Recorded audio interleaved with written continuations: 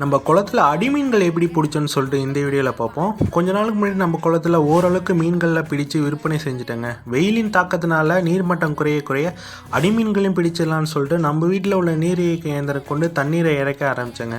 இந்த இயந்திரம் பார்த்திங்கன்னா 35 வருஷமாக நம்ம விவசாயத்திற்கு பெரிய உறுதுணையாக இருந்துகிட்ருக்கு. ஒரு 2 நாள் நம்ம இயந்திரம் ஓடிய நம்ம குளத்தில் ஓரளவுக்கு தண்ணி கம்மியாகிடுச்சுங்க. ஃபஸ்ட்டு 2 வாட்டி வலை வைக்கும்போது மீன்கள் எதுவும் பெருசாக மாட்டலாங்க. 3வது முறை வலை வைக்கும்போது நல்லா சேத்தோடு வச்சு ஃபுல்லாக இழுக்குது. நம்ம சின்ன சின்ன மீன்கள் வரையும் நம்ம வலையில் மாட்டினுச்சுங்க. இந்த மீன்கள் எல்லாம் 2 பக்கம் வலையை மடக்கி ஓரிடமாக கொண்டு வந்துட்டு இதில் பெரிய மீன்களையும் சின்ன மீன்கள் தனித்தனியாக பிரித்து தனித்தனி ஆப்பையில் போட்டு வச்சுட்டேங்க. இந்த மீன்கள்லாம் எப்படி விற்பனை பண்ணணும்னு சொல்லிட்டு அடுத்த வீடியோவில் போடுறேன். இது போல் நம்ம சேனலில் நிறையா மீன் ரிலேட்டடான வீடியோஸ் போட்டிருக்கேங்க. அந்த வீடியோ பிடிச்சிருந்துச்சுன்னா லைக் பண்ணுங்கள், ஷேர் பண்ணுங்கள், மறக்காமல் கமெண்ட் பண்ணுங்கள். நம்மளோட மித்யூஸ் மீடியா சேனலில் சப்ஸ்கிரைப் பண்ணிக்கோங்க. தேங்க்யூ.